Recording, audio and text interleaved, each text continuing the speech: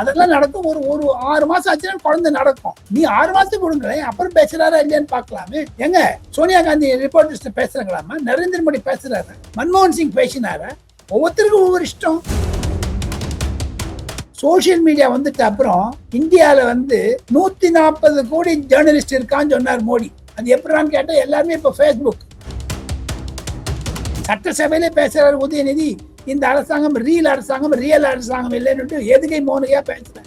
அவங்க பண்ணியிருந்தேன். நான் ஒரு வருஷம் கழிச்சு பேசுவாரு. இப்ப பாருங்க, பிரைம் மினிஸ்டர் பாக்கிறதுக்கு முன்னாடி நீங்க இவ்வளவு சொல்றீங்களா பத்திரிகையாளர் பார்க்கலன்னு. 8 கோடி தமிழ் மக்களுடைய எதிர்காலத்தை சுமந்து கொண்டு செல்லக்கூடிய விஜய் அவர்கள் செய்தி குறிப்பு கொடுத்துட்டாரு. இப்ப இருக்கக்கூடிய பிரச்சனைகள்லாம் அதிகாரிகள் மூலமாக சொல்யூஷன் தேடணுமே தவிர கான்ட்ரவர்சியில போய் இன்னொரு பொலிட்டிக்கல் ஸ்டெப் எடுக்க போறாரு. ஜூன் 15, 16 தேதி வாக்கில் தமிழகத்தில் சட்டமன்றத்தை கூட்டி நிதிநிலை அறிக்கை சமர்ப்பிக்க இருக்கிறார். அதற்கு முன்னதாக வெள்ளை அறிக்கை வரும். எனக்கு கிடைக்கக்கூடிய செய்திகளை பார்த்தால் முன்னாள் திமுக அமைச்சர்கள் 4 பேர்களை கைது செய்ய இருக்கிறார்கள். Enforcement directorate. அதிமுகவில் மீண்டும் ஒருங்கிணைப்பு வந்தாலும் கூட, பலர் ராஜினாமா செய்தாலும் கூட, விஜய் அவர்களுடைய எண்ணங்கள் தொலைநோக்கு பார்வையில் 47 இடங்களில் இடைத்தேர்தல் வந்தால்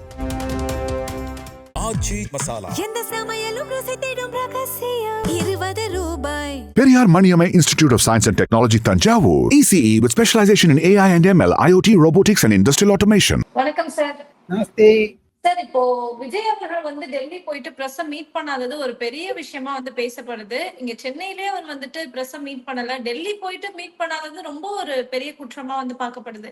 ஏன்னா இதுக்கு முன்னாடி இருந்த சிஎம் எல்லாமே டெல்லி போனா கண்டிப்பா பிரஸ் மீட் பண்ணிட்டு இருந்திருக்காங்க. இவர் அதை பிரேக் பண்ணியிருக்காரு. இதை நீங்க எப்படி பாக்குறீங்க? முதலாக முதலமைச்சராக தேர்ந்தெடுக்கப்பட்ட பிறகு பிரதமரையும் நிதி அமைச்சரையும் சந்தித்து தமிழக நிதி நிலைக்கை பற்றியும் பல பிரச்சனைகளை பற்றியும் மத்திய அரசாங்கத்திலிருந்து கெடுக்க வேண்டிய எடுத்துக்கொள்ள வேண்டிய முயற்சிகளை எல்லாம் முதலமைச்சர் பிரதமர் முன்னதாகவும் நிதியமைச்சர் முன்னதாகவும் வைத்திருக்கிறார். நிருபர்களை பார்க்க கூடாது என்பது முதலமைச்சருடைய ஃப்ரீடம், அவருடைய இன்டென்ஷன். சப்போஸ் இப்ப ஸ்ரீஜாவோட நான் பேசணும், எனக்கு இஷ்டம் இல்லை, நான் போயிடுவேன். அது என்னுடைய இஷ்டம். உங்களோட இஷ்டம். இப்ப நீங்க சிஎம்ஆ இருக்கணும் போது அதுக்குன்னு ஒரு சில இது இருக்குல்ல சார். சிஎம்ஆ இருப்பவர் என்று தனி மெஜாரிட்டி இல்லை. அவர் மைனாரிட்டி அரசாங்கத்தை ஹெட் பண்ணிட்டு இருக்காரு. இப்ப பாருங்க, இந்த காங்கிரஸ்கார மினிஸ்டர் விஸ்வநாதன் தமிழகத்தில் பல்கலைக்கழகத்தில் முதலமைச்சர் இருக்கக்கூடாது, கவர்னர் தான் இருக்கணும்னு ஒரு ஸ்டேட்மெண்ட் விட்டுருக்காரு. அது தாவேக்காவினுடைய செய்தி பிரிவோ அல்லது விடுதலை சிறுத்தைகளோ காங்கிரஸ் திமுகவோ எதிர்க்கிறார்கள். இது கூட்டணி ஆட்சியில் இருக்கக்கூடிய தர்மங்கள், நிபந்தனைகள், ஒரு நெசசிட்டிஸ், கம்பல்ஷன்ஸ், பிரஷர்ஸ் எல்லாம் இருக்குதுங்க. இதை வச்சுட்டு இப்ப நிருபர், நான் ஒரு நிருபர், 45 ஆண்டு காலம் நான் நாடாளுமன்றத்தை ரிப்போர்ட் பண்ணியிருக்கேன். நாங்க முதல்ல கேள்வி இந்த விஸ்வநாத பத்தி தான் கேட்போம். அது ஒரு கான்ட்ரவர்சியா முடியும். எதுக்காக இந்த இப்பதான் அரசாங்கம் வந்திருக்கிறது. ஒண்ணு, அவர் ஆங்கிலத்தில் சொல்வார்கள் பேபி ஸ்டெப் என்று. நான் இந்த குழந்தை நடை இன்னும் அவர் கத்துக்கூட இல்லை, அவர் நடக்க கூட சோத்தை பிடிச்சி நடக்கிறாரு. இப்போ முதலமைச்சரா அவருக்கு எந்த சமயத்திலையும் ஒரு விதமான அவருக்கு நடுவர்கள், அதாவது சர்க்கிள்கள் வரக்கூடாது என்பதே உன்னிப்பாக. அது ஒரு குழந்தையினுடைய தாயார் கண்டிப்பாக குழந்தை சோத்தை பிடித்து நடத்த ஜாகிரதையா நடக்கணும் பண்ணி காமிப்பாங்க. அது ஒரு வீல் சேர் மாதிரி வாங்கி தருவாங்க. அதெல்லாம் நடக்கும். ஒரு 6 மாசம் ஆச்சுன்னா குழந்தை நடக்கும். நீ 6 மாசத்துக்கு கொடுங்களேன், அப்புறம் பேசுறாரா இல்லையான்னு பாக்கலாமே. எங்க சோனியா காந்தி ரிப்போர்ட்டர்ஸ் பேசுறாங்களாமா, நரேந்திர மோடி பேசுறாரு, மன்மோகன் சிங் பேசினாரு. ஒவ்வொருத்தருக்கும் ஒவ்வொரு இஷ்டம். அரசாங்கம் நான் ஆளுது என்ன நான் விஜய் சப்ப கட்டு வரல. நான் ஒண்ணு அவருக்கு இருக்கக்கூடிய தர்ம சங்கடங்களை புரிந்ததனால் தான் நான் சொல்லுகிறேன். செய்தி குறிப்பு வந்தாச்சு. வீடியோ மூலமா ஒன்னே கேட்கிறேன். கரூர் சம்பவத்தை விட துயரமான சம்பவம் அவரும் எதிர்நோக்கி இருக்க முடியாது. கரூர் சம்பவத்திலிருந்து பிறகு 10 நாள் கழிச்சு ஒரு வீடியோ விட்டார். சுப்ரீம் கோர்ட்டுடைய ஆணை வந்த பிறகு அந்த வீடியோவில் ஒரு செய்தி கொடுத்தார். அப்போ ஏன் ரிப்போர்ட்டர் பார்க்கணும் எல்லாரும் கேட்டாங்க. அவர் தடுத்துக்கிறார். அவருக்கு இஷ்டம் இல்லை பாக்குறதுக்கு. ஏதாவது ஒரு கான்ட்ரவர்சியில மாட்டி விட்டுட்டு அரசாங்கத்தை கவிழ்க்க வேண்டிய சதி செய்யக்கூடும் எதிர்கட்சிகள். நான் தப்பா சொல்லிட்டேன்னா துணை கட்சிகளுக்கும் ஆதரவு தரக்கூடிய கட்சிகளுக்கும் மன வருத்தம் ஏற்படும். அதையெல்லாம் அவாய்ட் பண்றது. நீங்க ஒரு பர்சனாலிட்டியை பார்த்துட்டு பார்லிமெண்ட்லயும் அசம்பிளிலையும் எப்படி பிஹேவ் பண்றாங்கிறத பார்க்கணுமே தவிர ஒரு குற்றம் சொல்வது தவறு என்று தான் என்னுடைய கருத்து. அது தவிர இன்னொன்னு கேட்கிறேன் ஸ்ரீஜா, இந்தியால நான் பத்திரிக்காரனா தைரியமா நான் சொல்ல முடியும். நான் நிறைய ஸ்டோரி பண்ணியிருக்கேன், மாத்தட்டி சொல்ல முடியும். சோசியல் மீடியா வரதுக்கு முன்னாடி எனக்கு வயசு 75 ஆச்சு, தலைமுறை நினைச்சு வச்சு இன்று இருக்கக்கூடிய நிலைமையை பார்த்தால் பிரதமர் நரேந்திர மோடியும் அருண் ஜேட்லியும் போன்றவங்க, அம்மையார் ஜெயலலிதா கூட என்கிட்ட சொல்லியிருக்காங்க. நான் பத்திரிகை தினமணியினுடைய நிருபராக டெல்லியில் இருக்கும் பொழுதெல்லாம் சோசியல் மீடியா வந்துட்டு அப்புறம் இந்தியாவில 140 கோடி ஜேர்னலிஸ்ட் இருக்கான்னு சொன்னார் மோடி. அது எப்படின்னு கேட்டா எல்லாருமே இப்ப ஃபேஸ்புக், ட்விட்டர் எல்லாம் எழுதி விட்டுறாங்க. இப்ப சோனியா காந்தி பார்க்கலங்க ஒரு கான்ட்ரவர்சி இருந்துக்குது. அது சோசியல் மீடியானால தான் வந்தது. இதை மனதில் வைத்துக் கொண்டு தான் பத்திரிகை சுதந்திரம் தேவை. ஆனா இன்னைக்கு பத்திரிகை சுதந்திரம் எங்க இருக்குது? சோசியல் மீடியா போயிடுச்சு, பிரிண்ட் மீடியா போயாச்சு, டெலிவிஷன் மீடியா போயாச்சு, யூடியூப்ல போயாச்சு, இப்ப ஷார்ட்ஸ்லயும் ரீல்ஸ்ல நிக்குது. சட்டசபையில பேசுறாரு உதயநிதி, இந்த அரசாங்கம் ரியல் அரசாங்கம், ரியல் அரசாங்கம் இல்லைன்னு எதுகை மோனையா பேசுறாரு. அவங்க பண்ணியிருந்தது. நான் விஜய் இன்னும் சப்போர்ட் பண்றதே இல்லை. அவருடைய தனிப்பட்ட முறையில் பார்த்தீர்களே ஆனால் அவருக்கு இருக்கக்கூடிய தர்ம சங்கடங்களைத்தான் நான் சுட்டி காண்பிக்கிறேன். ஒரு வருஷம் வச்சு பேசுவாரு.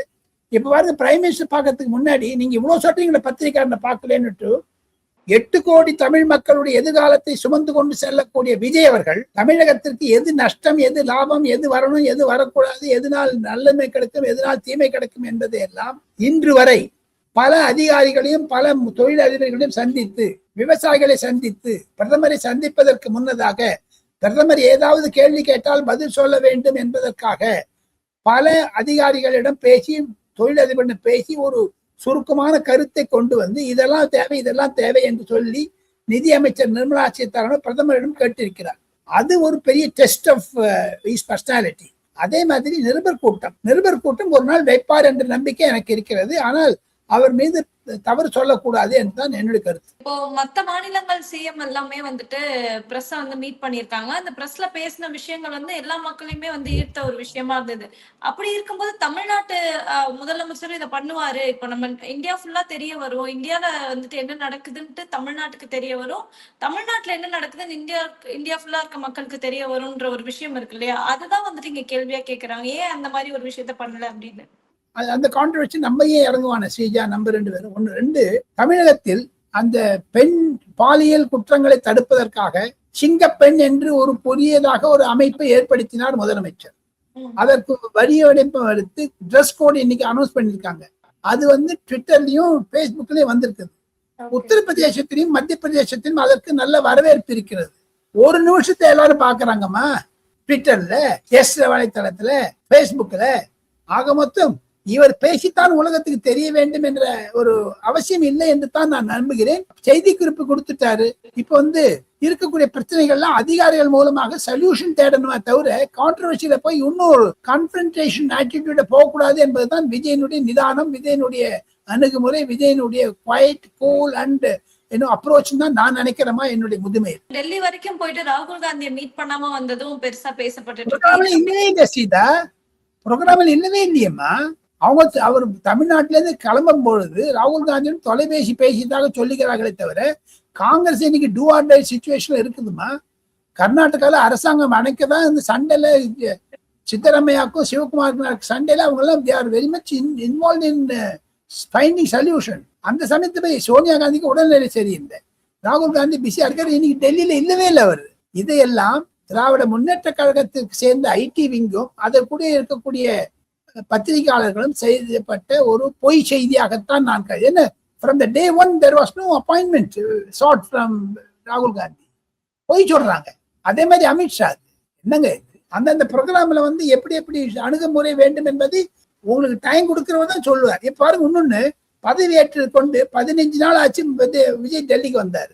சதீஷ்னை பார்த்துட்டு ஏன் விஜய் பார்க்கலன்னு 2 பேர் கேட்கறாங்க. கேரளா முதலமைச்சரை பார்த்தாச்சு, சுவேந்து அதிகாரி பார்த்தாச்சுன்னு.